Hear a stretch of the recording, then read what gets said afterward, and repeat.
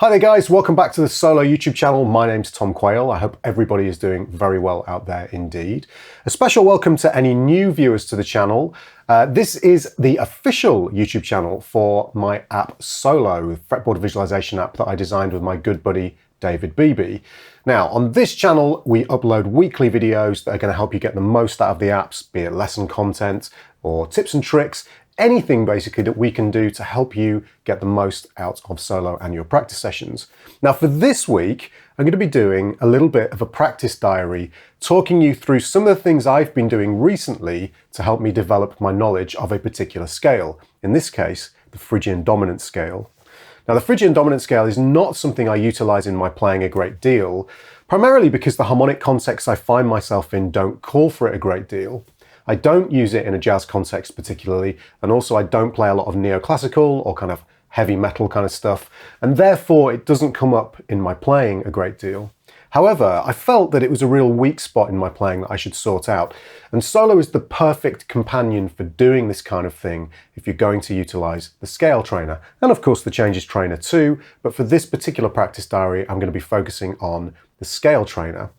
So what I'm going to do in this video is talk you through the kinds of things I've been doing in my own practice to develop this scale on the fretboard, utilizing Solo's kind of use of intervallic functions to help me visualize the scale on the guitar. So without further ado, let's dive into this practice diary and I will try and give you some tips and tricks in relation to what I've actually been practicing myself over the past few weeks. So I consider myself a pretty knowledgeable guitar player when it comes to the fretboard, but I have certain biases that are built into my playing for particular scales and particular chordal structures just by nature and virtue of the style of music that I play.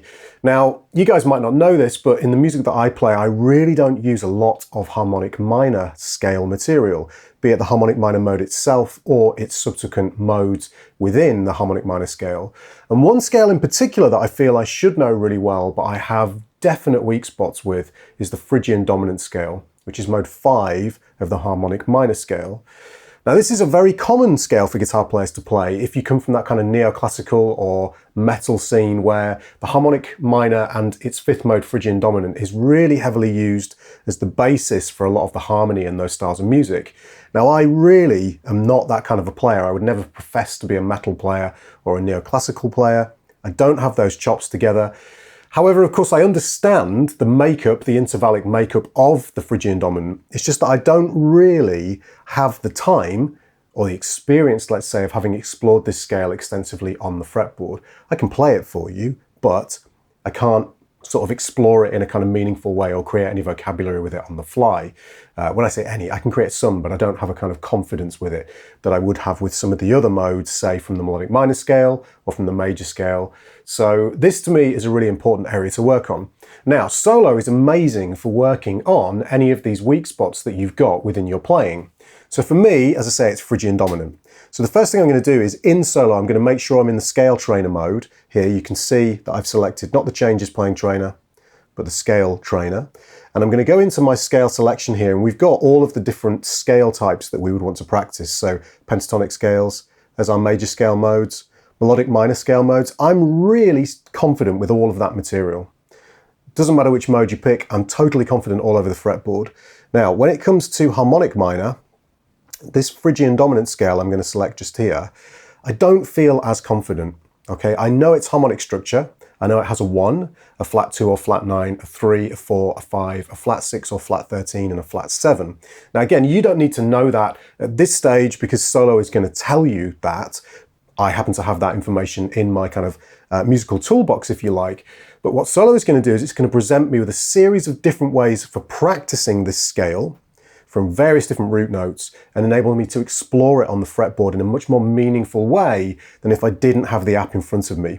So I've selected Phrygian Dominant. You would obviously select the scale that's most beneficial for the weaknesses that are in your playing. This is a definite weakness of mine, as I mentioned. I'm going to go into the starting root here. I'm just going to select A. Okay, just select the first root note there, A. Okay, now, as far as the other workout options go, for my practice session here to start with, I'm going to leave them all to their default values. So the scale is always going to ascend through its intervallic functions. Okay, as I mentioned, 1, flat 9, 3, or flat 2, 3, 4, 5, flat 6, and then flat 7, that's our Phrygian Dominant scale. And in this case, I'm just going to have the melodic sequence. I want to start from the first note, go right the way through the scale and finish on the root note again. And the root movement is going to be static. So I'll set the root movement static so that I can work on this single root note and work on visualizing this scale from that root note. Now, some of the things you can do, I'm plugged in via an audio interface here. So I have the luxury, if I wanted to, of playing along with a backing track on another device, or looping myself and playing to a looper. I'm using the Quad Cortex from Neural DSP as my interface. It doesn't have a looper built in, but even if it did, I wouldn't want to do that because I'd be sending the loop signal through to Solo. But I've got my computer behind me, so I've got a Windows PC and a Mac behind me. I could utilize one of those to play backing tracks whilst I'm doing this exploration, if you want a harmonic context. What I'm going to do for you guys is I'm going to play a chord in the background after I've recorded this video so you can hear the harmonic context. But of course, find a backing track on YouTube, play that on a different device, not on your phone, but on a different device. If you're using an audio interface, you're not using the mic on your device, you will be good to go, because Solo won't be able to detect the backing track. It'll only detect what's plugged in via your audio interface. So this is a really powerful way to utilize Solo with an audio interface for some harmonic context. So if I now come in and I start my scale workout here, you can see it's presented me with the A Phrygian Dominant scale and all of the relevant intervallic functions. So 1, flat 9, 3, 4, 5, flat 13 or flat 6, flat 7 and 1. Okay, the reason we've got flat 9 and flat 13 is because that's relevant to the chord type, which is a dominant 7th with a flat 9 and a flat 13. But again, it's the same thing as the flat 2 and the flat 6. What I can now do is I'm going to pick an area on the fretboard. I'm going to pick the first 5 frets, and I'm going to pick all 6 strings. I'm going to start on the lowest A root note that I've got. In my practice session, this is how I would do this, is I'm going to sit in that first 5 fret zone and explore all of these intervallic functions in order in as many different ways as I can. And I'm going to try and talk you through this. So I'm going to start with this A just here. Now I'm looking for the flat 9, which is the flat 2. I cannot play it here because it's outside of my zone. So I'm actually going to play it here at the first fret of the A string. Now I'm looking for the 3, which I'm going to locate here in relation to this A, which is basically the 4th fret of the A string. Okay, so I'm going to visually relate that back to this A. Now I'm looking for the 4, which I can play here at the 5th fret of the A string. Then the 5. Now I can't play the 5 here because that's outside of my 5 fret zone. So what I'm going to do is play it here. And again, I'm making these visual connections back to the root note. Now the flat 13, that's there. So I'm visually making that connection again. I'm playing the root note each time. You don't need to do that, of course, but I'm just doing that for oral reference. And then there's my flat 7. And then here's the 1 again, up the octave. Then it repeats and comes back round again. So in my practice, what I would do is I would start on this A now and start to make more visual connections. So what I'm going to do is I'm actually going to relate all of the intervals descending now to this A root note. So 1 to flat 9, 1 to 3 descending. So now instead of this A, I'm visually locating everything against this A just here. Now 4, and then 5, flat 13, and then flat 7, and then the 1 again. Okay, so it accidentally picked up the 1 again. So here I'm going to play the 1 anyway. That's the easiest note to find, so that's no big deal. Then I'm going to find the flat 9 again within this 5 fret zone, but ascending this time. So previously we went down to the flat 9. Now I'm going to ascend to the flat 9. Then to the 3. Now again, I can't grab the 3 here because that's outside of my 5 fret zone.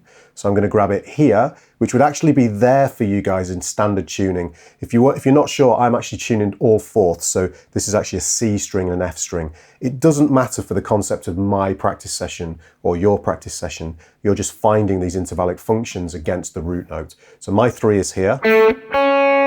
And again, I'm making a note of that particular intervallic function shape, 1 to 3, 1 to 4, 1 to 5, 1 to flat 13. Now I could do that in my case with the open string. You guys could play this note here at the first fret, which happens to be the note F, but that's what the flat 13 looks like against the root note. However, in my case, it's an open string. I'm not going to visualize using open strings at this point. You could do that separately. I'm just going to use the 1st to 5th frets here. Okay, then I'm going to visualize the flat 7. Remember when we did that down, that was like this, okay? Root note, flat 7. And then we got the 1 again. So now I'm going to visualize, I've got another A here. Okay, it's the 5th fret on the E string for you. This is the last A within this 5 fret zone. So we've got 1 to flat 9, 1 to 3, 1 to 4, 1 to 5, 1 to flat 13. Now in this case I'm going to have to play that here. And again, for you guys, you would play it here at the 1st fret. Don't get hung up on where my fingers are on the fretboard at this point. This is unique to my particular tuning, the way I'm playing the guitar. You just need to do this process for yourself, whether you're in standard tuning or whatever tuning you're in, to locate these intervallic functions. Solo doesn't care what tuning you're in. So 1 to flat 7, and then 1 again. Okay, when I've completed that in that zone, I've got a couple of options. I can repeat this round and round and round, and really start to explore like this. Oh, sorry, what am I doing? I'm playing the 9.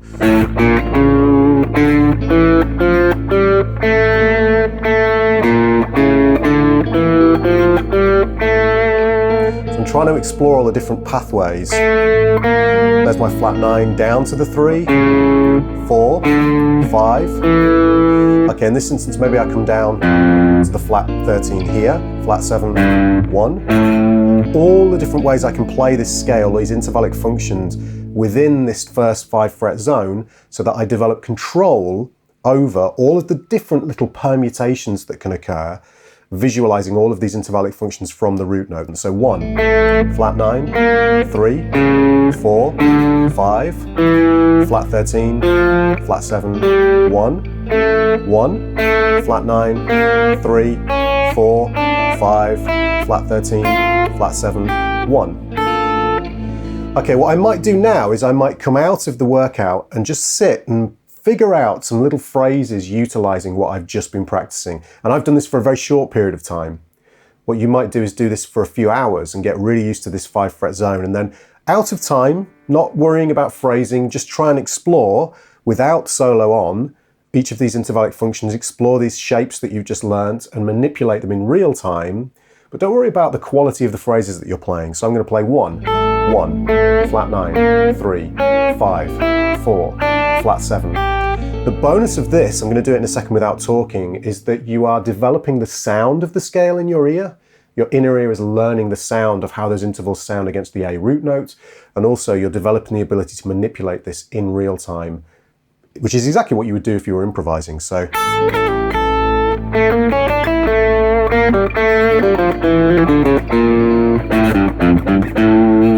I'm not trying to play anything flashy or crazy, I'm just making sure I'm in control of those intervallic functions.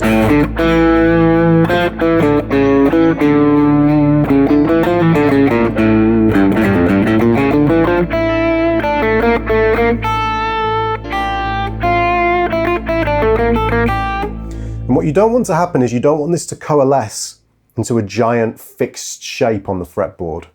You know, if your way of playing through this is to learn this giant shape, so 1, flat 9, 3, 4, you know, so on and so forth, that's a problem because it will become a fixed thing in your mind. You want to be thinking about these little intervallic functions.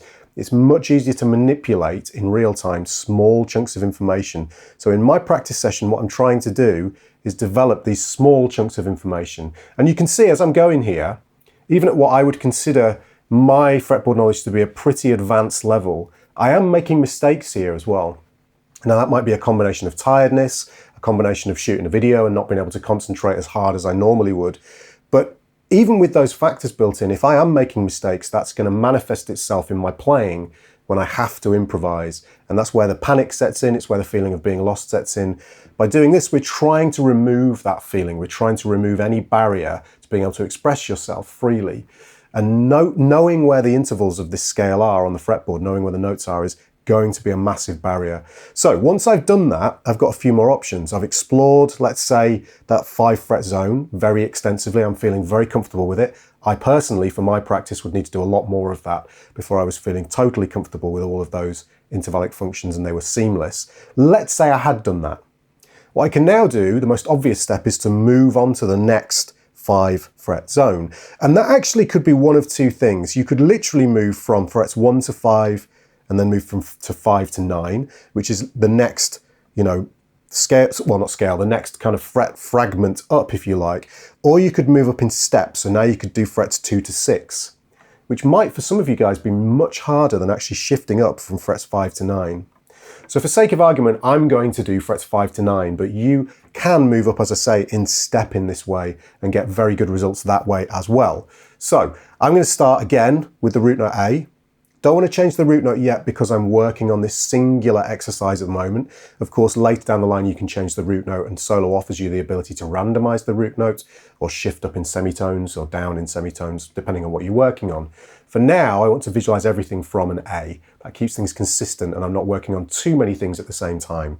So, same principle, I'm going to start on this A, the lowest A in that particular part of the fretboard, this 5 fret zone, and I'm going to visualize all of the intervallic functions within that 5 fret zone from this A. So I've got 1, flat 9, then 3, 4, 5, flat 13, flat 7, and then 1. Okay, same thing again. Now I'm going to visualize from this A though and descend. So now 1, flat 9, 3. Now I couldn't have played the 3 here because that's outside my zone. 1 to 4. Again, you don't have to play the 1 at the beginning of every single intervallic relationship or intervallic function relationship. 1 to 5 descending. 1 to flat 13. 1 to flat 7. And then 1. Okay, then we start again, and now I'm going to ascend. So 1, flat 9, 3, 4, 5, flat 13, flat 7, 1. Okay, now again, it's picked up the 1 that doesn't matter. I'm going to go from this one, this A, which would be there for you guys, so that would be outside of your zone. So you'd want to go for this one at the 5th fret of the E string.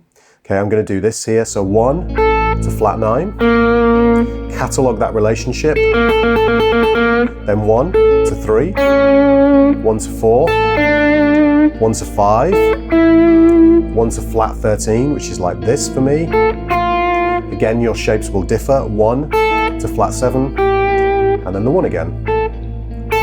Okay, so again, same principle, but this time I'm going to ascend as far as I can in this position. I may not be able to complete, well, I won't be able to complete the scale. So 1 to flat 9, to 3, to 4. Now in this instance I can't complete the scale, so I'm going to do the 5 below, the flat 13, the flat 7, and the 1. So let me do a little bit of this exploring as well.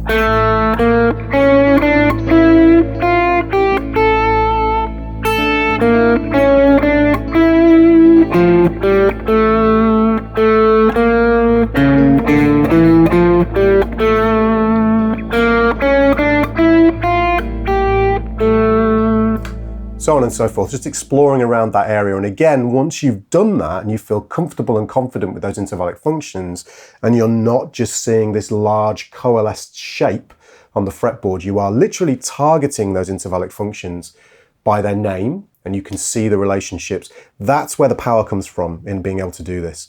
So you sit there, you could turn this off if you wanted to, and just manipulate the fretboard. So 1, 3, 4, 1, flat 9, 5, flat 7, 5, flat 9, 1, flat 7, flat 9, 1, 1, so on and so forth. Flat 9, 3, 4.